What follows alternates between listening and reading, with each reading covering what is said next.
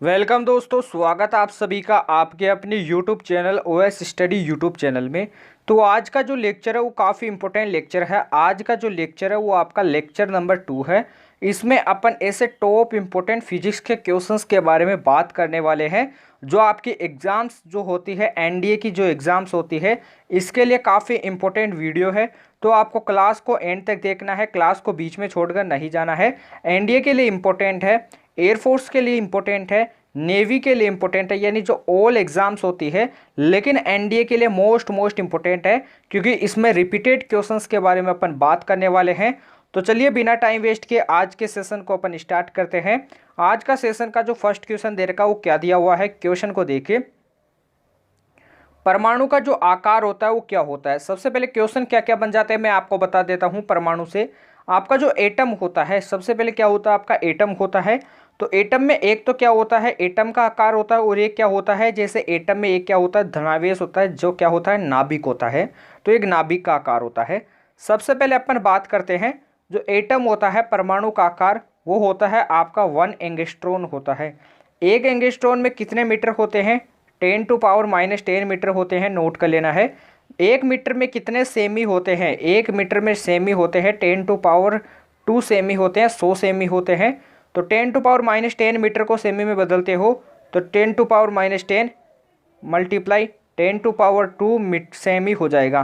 तो इधर 2 को क्या कर देते हो, इसमें से माइनस कर देते हो तो ऊपर बच जाता है 10⁻8 सेमी। तो राइट आंसर डी ऑप्शन आपको दे रखा है, परमाणु का आकार। अब बात करते हैं, सबसे पहले परमाणु का आकार 1 एंगस्ट्रॉन भी होता है, 10⁻10 मीटर भी होता है, और 10⁻8 सेमी भी होता है। अब बात करते हैं नाभिक का आकार, जो क्या होता है आपका नाभिक जो होता है, न्यूक्लियस जो होता है, इसका जो आकार होता है वो क्या होता है। नाभिक का जो आकार होता है वो क्या होता है, 10⁻15 मीटर होता है। और सेमी में बात करते हैं तो 2 इसमें से माइनस कर देना, आपको 10⁻13 सेमी होता है। और इसका एक और मान होता है वो क्या होता है, 1 फर्मी होता है। क्या होता है, 1 फर्मी। फर्मी को हिंदी में लिखा जाता है, इसे देखिए आप, फर्मी लिखा जाता है और इसे नोट किया जाता है FM से। तो नाभिक का आकार होता है 10⁻15 मीटर, 10⁻13 सेमी, और 1 फर्मी। 1 फर्मी में कितने मीटर होते हैं, 10⁻15 मीटर। तो अपन ऐसे क्वेश्चंस के बारे में ज़्यादा बात करेंगे जो आपके एग्जाम में अक्सर पूछे जाते हैं। अब आपको कमेंट बॉक्स में टाइप करके बताना है, काफ़ी इंपॉर्टेंट क्वेश्चन है, एग्जाम में भी काफ़ी बार पूछा जाता है। तो क्वेश्चन क्या दे रखा है, मैं क्वेश्चंस के बारे में आपको बता देता हूँ। जैसे आपका जो क्या होता है, पृथ्वी के घूर्णन के कारण जो गुरुत्वीय त्वरण आता है, पृथ्वी के घूर्णन के कारण गुरुत्वीय त्वरण आता है, उसको मैं आपको बता देता हूँ। यहाँ पे आपको नोट करना है, पृथ्वी के घूर्णन के कारण जो गुरुत्वीय त्वरण आता है वो आता है G बराबर G minus omega square R cos square lambda आता है, नोट कीजिए। ये क्या होता है, अपना पृथ्वी होता है, अर्थ होता है। अर्थ में क्या होता है, यहाँ पे क्या होता है, आपका इक्वेटर होता है, यहाँ पे आपका पोल होता है। इक्वेटर यानी विषुवत रेखा, पोल यानी ध्रुव होता है। इक्वेटर से यदि आप पोल की तरफ जाते हो तो आपका जो भार होता है, क्या होता है, इक्वेटर से यदि आप पोल की तरफ जाते हो तो जो वेट होता है इसका मान क्या होता है, बढ़ता है। और जो आपका गुरुत्वीय त्वरण होता है इसका मान बढ़ता है। यदि आप पोल से इक्वेटर की तरफ आते हो, यानी पोल से इक्वेटर की तरफ आते हो, तो वेट का मान कम होता है, गुरुत्वीय त्वरण का मान भी क्या होता है, कम होता है। दोनों चीज़ों को आपको नोट करना है। अब मैं आपको इसमें डिटेल से बता देता हूं कि क्वेश्चन में क्या पूछा जाता है। तो क्वेश्चन में क्या पूछा जाता है, सबसे पहले आपको फॉर्मूला नोट करना है, G बराबर G minus omega square R cos square lambda. तो सबसे पहले मैंने आपको बताया कि ये आपका अर्थ होता है। अर्थ पे यहाँ पे आपका इक्वेटर होता है, यहाँ पे पोल होता है। इक्वेटर से पोल की तरफ जाते हैं तो आपका वेट का मान कम होता है, सॉरी वेट का मान ज़्यादा होता है, और आपका गुरुत्वीय त्वरण का मान ज़्यादा होता है, जी का मान ज़्यादा होता है। इसी प्रकार से जो इक्वेटर होता है, यहाँ पे जो लेमडा दे रखा है, इस लेमडा की वैल्यू कितनी होती है, 0 डिग्री। और पोल पे लेमडा की वैल्यू कितनी होती है, 90 डिग्री। ये आपको नोट कर लेना है। आप क्या करते हो, 90 डिग्री को यहाँ पे नोट करते हो, और एक बार क्या करते हो, 0 डिग्री को यहाँ पे नोट करते हो। तो सबसे पहले 90 डिग्री को यहाँ पे नोट करते हैं, तो G बराबर क्या हो जाएगा, G minus omega square R cos square, lambda की वैल्यू 90 रखते हो तो कोस 90 की वैल्यू 0, तो G बराबर क्या हो जाएगा, G हो जाएगा। यहाँ से क्वेश्चन पूछा जाता है कि जो पोल होता है, पोल पे जो गुरुत्वीय त्वरण होता है इसका मान क्या रहता है, नो चेंज रहता है। ये आपको नोट कर लेना है, क्योंकि पोल पे जी डैश बराबर जी हो जाता है, दोनों गुरुत्वीय त्वरण आपस में समान हो जाते हैं। तो नोट कीजिए। अगले क्वेश्चन को देखिए। अगला क्वेश्चन क्या दे रखा है, आपने काफ़ी बार एक फॉर्मूला देखा होगा, जो कोस फाई होता है वो क्या होता है, आर अपोन में क्या होता है, जेड होता है। कोस फाई क्या होता है, आपका शक्ति गुणांक होता है। यहाँ पे मैंने एक नोट किया, तो कोस फाई आप नोट कर सकते हो, कोस फाई से आपको अच्छा दिखेगा। आर क्या होता है, आपका रेजिस्टेंस होता है। जेड क्या होता है, आपका इम्पिडेंस होता है, प्रतिबाधा होती है। आर का मात्रक क्या होता है, ओम होता है, नोट करना है।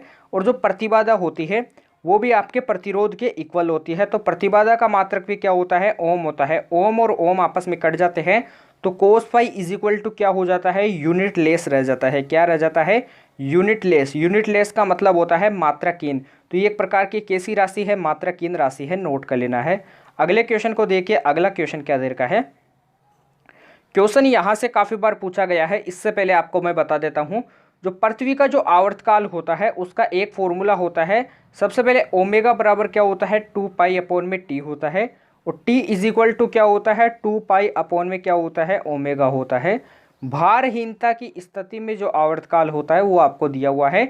यहाँ से क्वेश्चन काफ़ी बार पूछा गया है, आगे भी पूछा जाएगा और पूछा भी जा सकता है। तो आपको क्या करना है, इस क्वेश्चन को नोट कर लेना है। तो क्वेश्चन को आपको नोट करना है, क्वेश्चन आपको दिया हुआ है। अगले क्वेश्चन पे चलते हैं, उससे पहले मैं आपको बता देता हूँ, जो आपका चालकत्व होता है, क्या होता है, चालकत्व, इसे सी से रिप्रेजेंट किया जाता है। सी इज इक्वल टू, इसका फॉर्मूला होता है 1 अपॉन आर। आर आपका प्रतिरोध होता है, रेजिस्टेंस होता है। तो 1 अपॉन क्या हो जाएगा, ओम हो जाएगा। यदि ओम को ऊपर लेके जाते हो तो क्या हो जाता है, ओम इनवर्स हो जाता है। ओम इनवर्स को क्या लिखा जाता है, ohm inverse is equal to होता है महो के। तो ओम इनवर्स बराबर किसके होता है, महो के होता है। और एक चालकत्व का जो मात्रक होता है वो एक अलग ही होता है, क्या होता है, सीमेन। तो ये तीनों मात्रक इसके हैं, सीमेन भी है, महो भी है, 1 अपॉन ओम यानी ओम इनवर्स भी है। तो राइट आंसर डी ऑप्शन। चालकत्व के 3 मात्रक होते हैं, तीनों को आपको नोट करना है, एग्जाम में पूछा गया है, आगे भी पूछा जाएगा। अगले क्वेश्चन को देखिए। अगला क्वेश्चन क्या दे रखा है, किसी धारावाही चालक में कुल आवेश क्या होता है, ये आपको कमेंट बॉक्स में बताना है। तो कोई धारावाही चालक होता है, उसमें जो कुल आवेश होता है वो क्या होता है, शून्य होता है। Right answer C option. अगले क्वेश्चन को देखिए। अगला क्वेश्चन क्या दे रखा है, न्यूट्रॉन की जो भेदन क्षमता होती है वो क्या होती है, कमेंट बॉक्स में बताना है। सबसे पहले न्यूट्रॉन बताए कि वो क्या होता है, आवेश रहित होता है या फिर आवेशहीन होता है।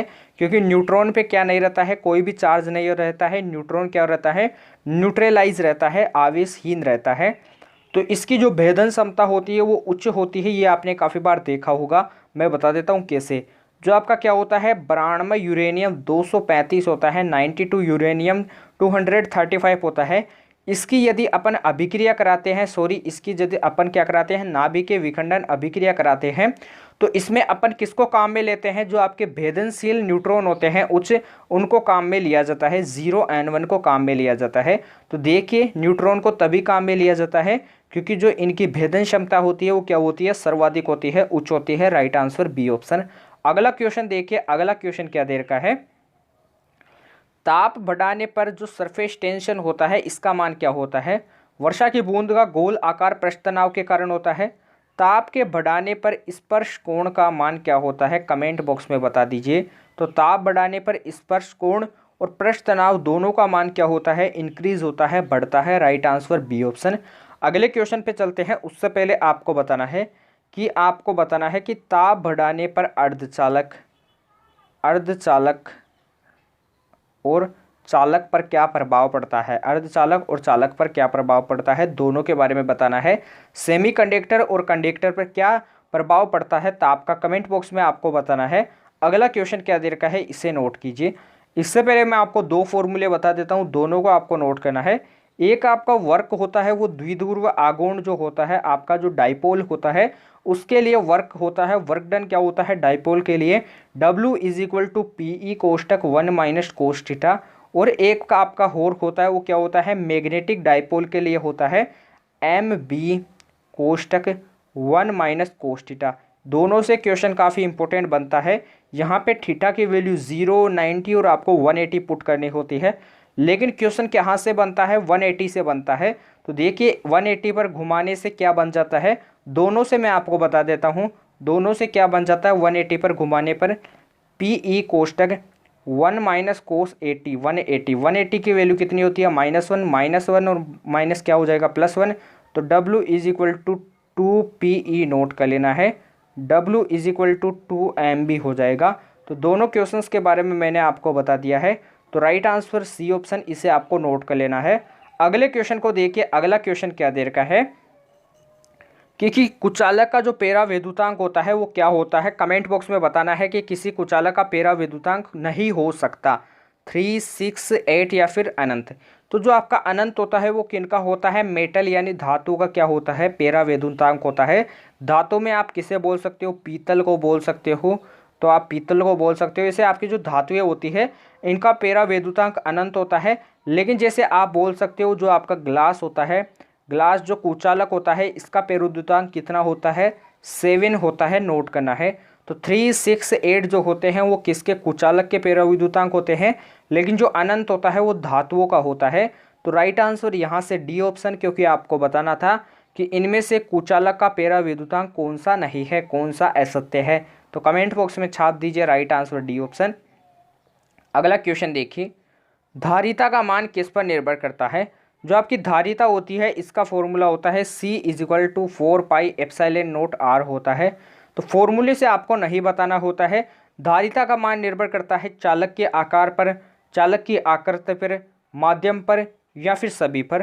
तो चालक के आकार, आकृति, माध्यम तीनों पर क्या होता है, डिपेंड होता है धारिता का मान।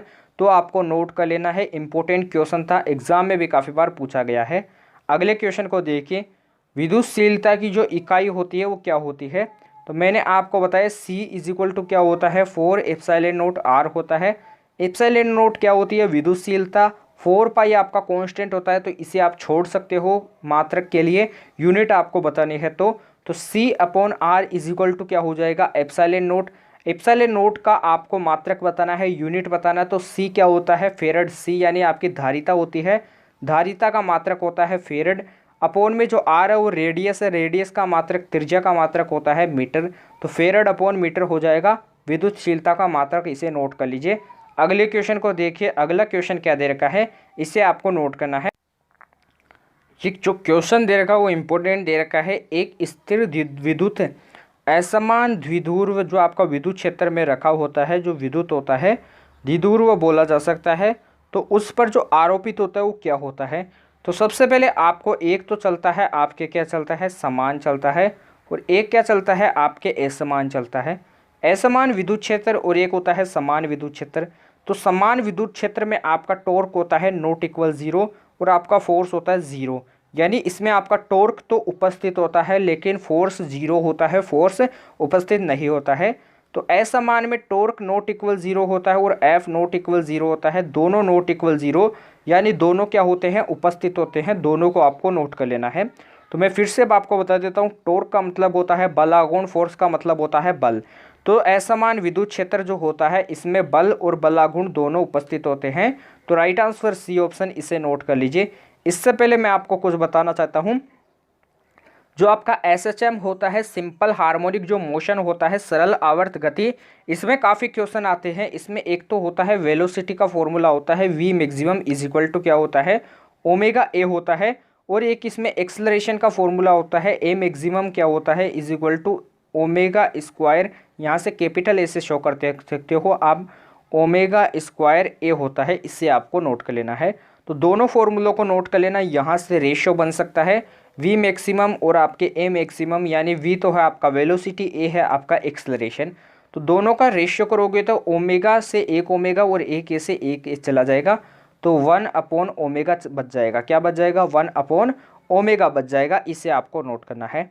अब जो SHM होता है उसमें आपका एक ट्रिक बन जाता है दवा का। किसका बन जाता है, दवा का ट्रिक। D का मतलब होता है डिस्प्लेसमेंट, V का मतलब होता है वेलोसिटी, A का मतलब होता है एक्सेलरेशन। विस्थापन, वेग और आपका त्वरण, दोनों को आपको नोट करना है।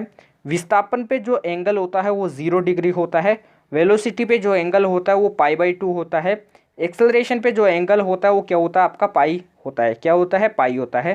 तो डिस्प्लेसमेंट और वेलोसिटी के मध्य का जो एंगल पूछा जाता है वो कितना होता है, π/2। वेलोसिटी और एक्सेलरेशन के मध्य का जो एंगल पूछा जाता है वो क्या पूछा जाता है, π/2। और आपसे पूछा जाए डिस्प्लेसमेंट और एक्सेलरेशन के मध्य का जो एंगल होता है वो कितना होता है, पाई। मैं बताता हूँ कैसे निकालते हैं। डिस्प्लेसमेंट और वेलोसिटी के मध्य का एंगल पूछा जाता है, तो जो वेलोसिटी का है उसमें से माइनस करना होगा डिस्प्लेसमेंट, तो π/2 - 0 इज इक्वल टू π/2। इसी प्रकार डिस्प्लेसमेंट और एक्सेलरेशन की बात करते हैं डी और ए की, तो लास्ट वाले में से माइनस कर दो पहले वाला तो पाई आ जाएगा, तो इसे आपको नोट कर लेना है। अगले क्वेश्चन पे चलते हैं। उससे पहले मैं आपसे एक फॉर्मूला पूछना चाहता हूँ। सी इज इक्वल टू क्या होता है, √1/√μ0, यह आपका म्यू है, μ0 एप्सिलॉन नोट होता है। सी क्या है, यहाँ पे आपका प्रकाश का वेग है, क्या है, प्रकाश का वेग है। आपको क्वेश्चन यहाँ से कैसे पूछा जाता है मैं आपको बता देता हूँ। आपको क्वेश्चन में देर का होगा, आपको ऐसे देर का होगा 1/√μ0 एप्सिलॉन नोट। इसका वीमा क्या होगा, इसका जो यूनिट होगा वो क्या होगा। आपको ऑप्शंस काफ़ी दे रखे होंगे, लेकिन जो इसका यूनिट होगा वो किसके इक्वल होगा। सी जो होता है वो प्रकाश का वेलोसिटी होता है, प्रकाश का वेग होता है। वेग आपका कैसा भी हो, वेग का मात्रक एक ही होता है, वो क्या होता है, मीटर पर सेकंड होता है। इसे नोट कर लेना है। अब आपका एक और क्वेश्चन पूछा जा सकता है, कैसे पूछा जा सकता है मैं आपको बता देता हूँ।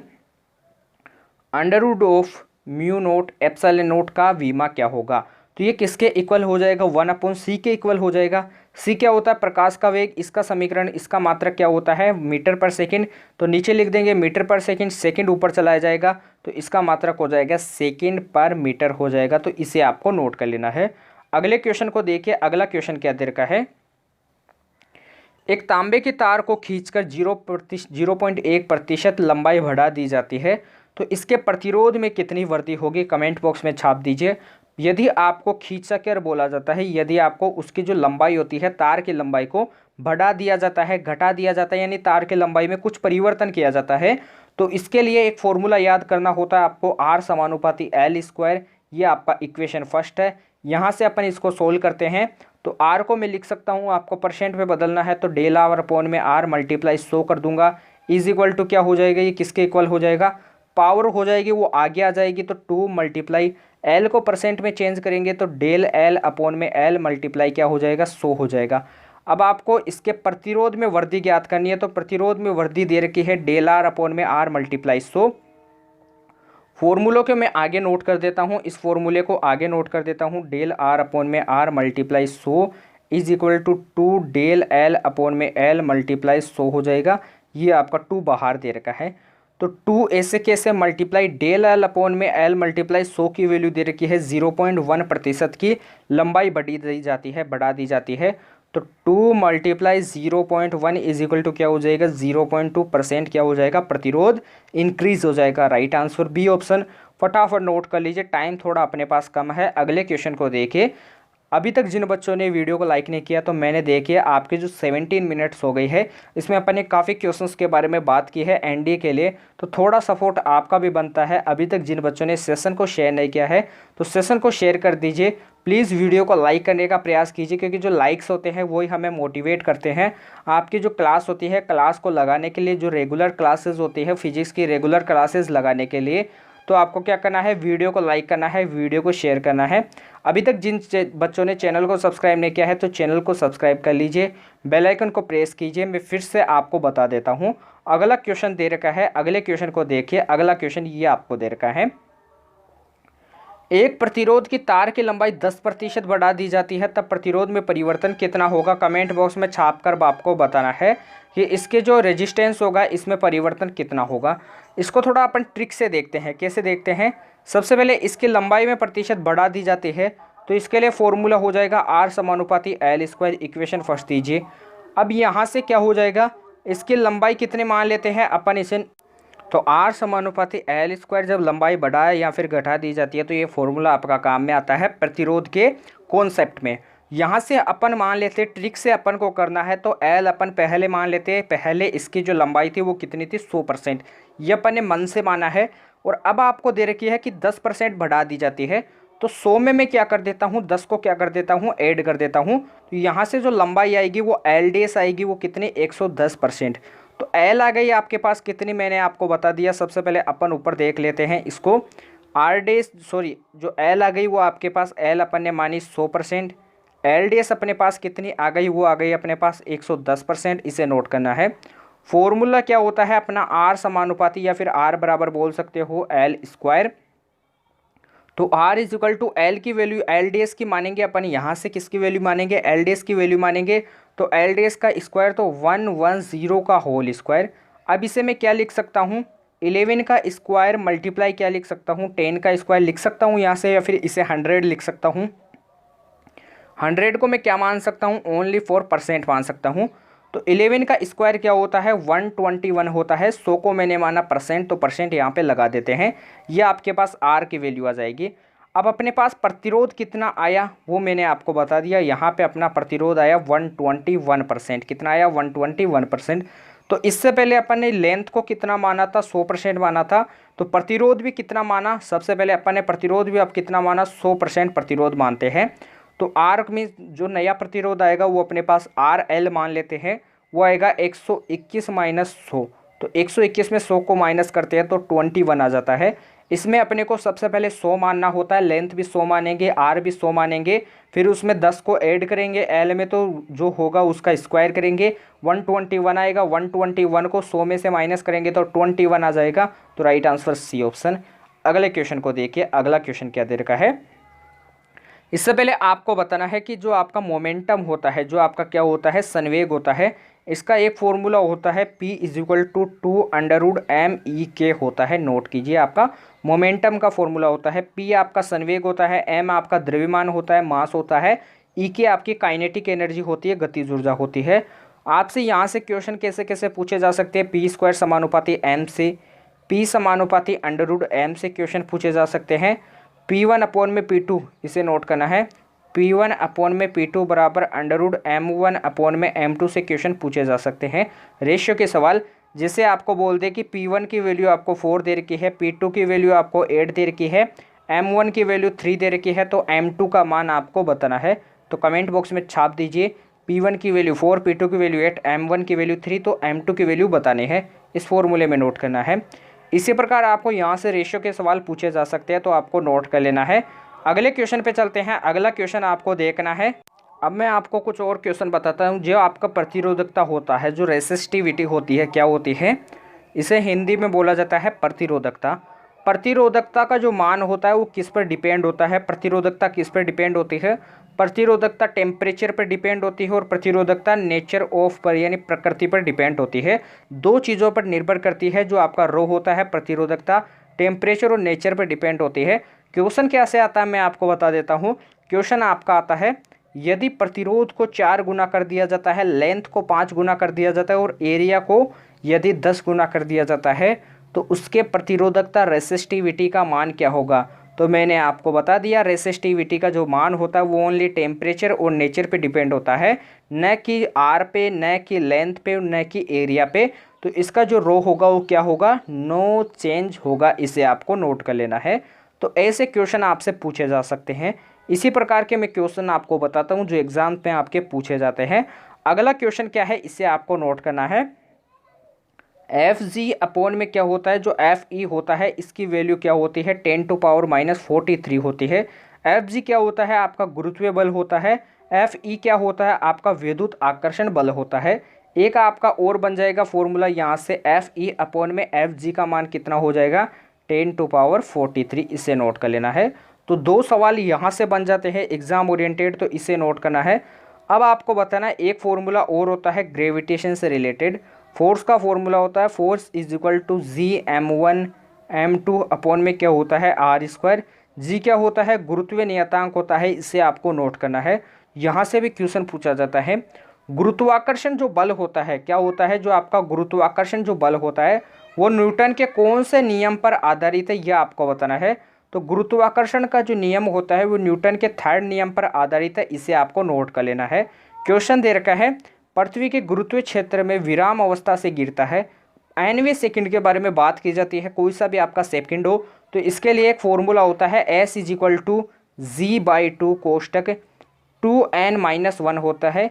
G की वैल्यू आप जानते हो 10 मीटर पर सेकेंड अपॉन में 2 × n की वैल्यू 5 दे रखी है, 5वां सेकंड दे रखा है तो 5 रख देंगे, -1 तो = 10/2 × 5 2 या 10 होता है, 10 - 1 क्या हो जाएगा, 9। इसको सॉल्व करेंगे तो 45 राइट आंसर आ जाएगा आपका डी ऑप्शन। इसे आपको नोट कर लेना है। अगला क्वेश्चन देखिए। अगला क्वेश्चन क्या दे रखा है, इसे आपको देखना है। कोई वस्तु ऊपर की ओर 15 मीटर पर सेकंड के वेग से फेंकी जाती है तो उसकी अधिकतम ऊंचाई क्या होगी। तो अधिकतम ऊंचाई का फॉर्मूला क्या होता है, H maximum is equal to U square upon में 2g होता है। तो एच मैक्सिमम यहाँ से अपन निकालते हैं तो यू की वैल्यू 15 दे रखी है, 15 का होल स्क्वायर 225 अपॉन में 2 मल्टीप्लाई जी की वैल्यू 10 होती है। इसको आपको सोल्व करना है, ये हो जाएगा 1125 हो जाएगा। इसे आपको नोट कर लेना, यहाँ से पॉइंट में आपका आंसर आ जाएगा 11.25 आ जाएगा। राइट आंसर आपका सी ऑप्शन आपको सोल्व करना है। लेकिन फॉर्मूला क्या था, H maximum is equal to U square upon में 2g, इस फॉर्मूले को आपको नोट करना है। अगला क्वेश्चन क्या दे रखा है, इसे नोट कीजिए। एक गेंद की गतिज ऊर्जा ई है, यदि इसे 36 से 45 डिग्री कोण पर छोड़ी जाती है तो उच्चतम बिंदु पर जो ऊर्जा होगी वो क्या होगी। काइनेटिक एनर्जी का जो फॉर्मूला होता है वो क्या होता है, 1/2 mv² कोस स्क्वायर फाई बोल सकते हो या फिर आप थीटा बोल सकते हो। तो kinetic energy is equal to 1/2 mv² आपकी ऊर्जा होती है, तो इसे ई लिख सकता हूँ। और कोस स्क्वायर फाई की वैल्यू दे रखी है 45 डिग्री, तो 45 डिग्री की वैल्यू कितनी होती है, कोस स्क्वायर 45 डिग्री की।